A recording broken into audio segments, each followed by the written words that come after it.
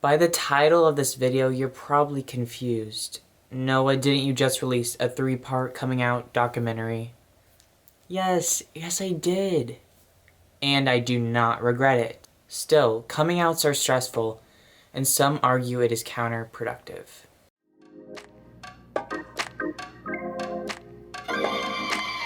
Hi, I'm Noah Takes the World. I came out in the beginning of this year, and I want to use my platform to encourage education and empathy on LGBTQIA+ issues. So sit back, open your mind, and subscribe. Today the topic is coming out. As we all know, this is something I just did. And I want to preface this video by saying I'm speaking on my experiences through the lenses of sexuality, not gender. I am not an expert on that topic. According to Pystratic Times, coming out may be the most commonly shared cultural experience that defines the modern gay identity. Originally, the term was used as an ironic reference to the debutantes coming out into society. Now, coming out of the closet means telling another person that you are gay. Researchers Hurt and Boxer in 1993 classified coming out as a ritual process of passage that requires a gay person to 1. Unlearn the principles of natural or essentialist heterosexuality. 2. Unlearn the stereotypes of homosexuality. And 3.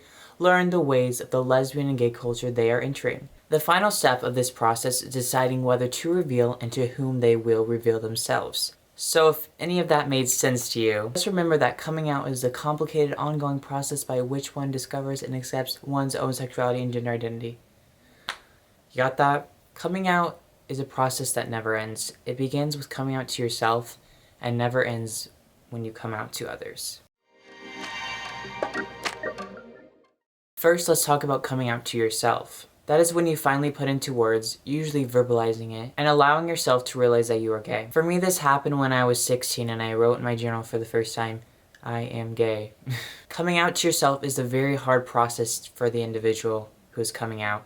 It is often years of denial and self-hate. And that might be why someone comes out even after they've been married or in a opposite sex relationship. Coming out does not have to have a specific day or time or when you should do it.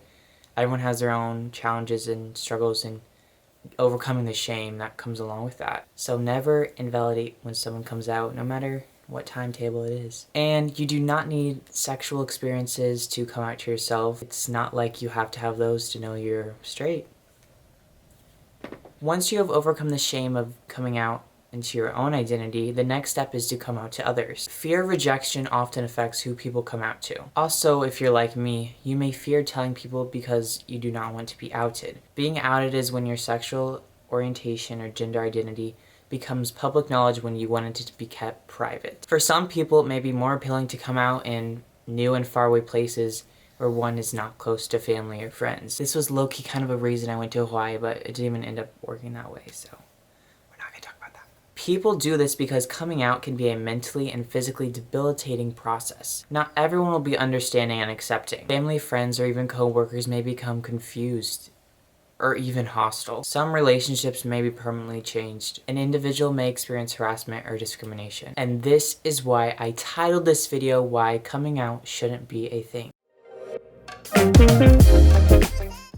Rosie Mulford, in a Refinery 29 article titled, Why I Shouldn't Have to Come Out Again and Again in 2020, said it best how she responds to people when they ask her when she came out. Well, when I was 15, but also 3 seconds ago to you, and last week at the doctor, 3 months ago when I started a new job, and on average, a couple times a week since I was 15. She adds, some people don't mind coming out a million closets. Some people are loud and proud. Some people think it's nobody's business. And some of us are just sick of having to comfort straight people through the process of discovering we're gay.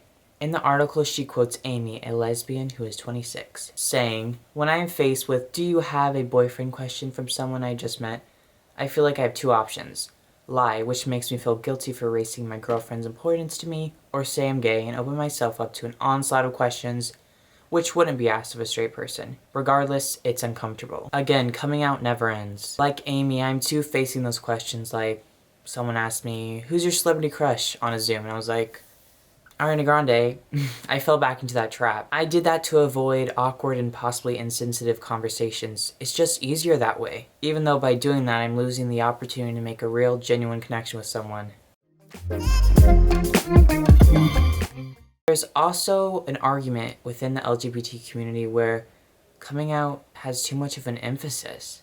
They also argue that coming out shouldn't be a thing. Matthew H. Bernkold is I hope I'm saying it right. Please don't get mad. Matthew H. Bernkold is an assistant professor at Ohio State University, and he said in a Washington Post article, "Coming out, we have all been trained, is one of the most important parts of a gay person's life. Something he or she gets to do on his or her own terms when ready.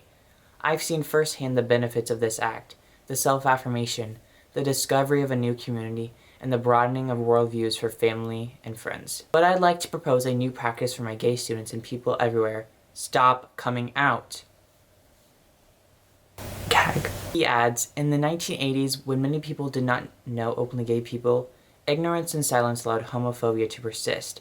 Coming out was a form of activism, a way to challenge conventional ideas and fears by showing that gays and lesbians were part of everyday life. He continues by saying, continuing to use the rhetoric of coming out reinforces a view that heterosexuality is the norm. Our homosexuality is so different that we must proclaim it. Heterosexuality, however, is normal and accepted. Whether one adopts homonormative or heteronormative view, clinging to that belief that a certain sexual orientation is normal and natural marks those who fall outside of it as deviant, a label that has long proved to be the basis of prejudice, discrimination, and hate. Let's dismantle the norm altogether and abandon the concept of coming out. Straight people don't come out, why should gay people? Of course, National Coming Out Day helpfully raises awareness of the gay community. But paradoxically, the more coming out is celebrated, the more it reinforces a normative idea that is harmful to gay people. In the process of trying to make ourselves safe and visible, we are marginalizing ourselves. This will end either when all people are expected to come out, or when no one is expected to do so. This article brings up an interesting point. The more we come out, the more we are telling ourselves that being LGBTQIA+ is different. It's not normal. We are a separate segment of society. Of course, I came out very publicly, partially because I wanted to shed light on how one can be Mormon and gay and member of the Church of Jesus Christ of Latter-day Saints. This was a choice I contemplated from the beginning of this channel 2 years ago. I am not quite ready to abandon coming out. I felt it was the only way to entirely tell my story and for people to really understand me. I was sick of rumors, assumption, and gossip. I also felt within my circle of being LDS, there was a lot less discourse and visibility on these topics. So how do we reconcile these two extremes? People need to be able to announce their truth and celebrate their story. Everyone assumes someone is straight or cisgender until they announce that they aren't. But the more we do this, the more someone assumes that that person is straight or cisgender until they make this grand announcement.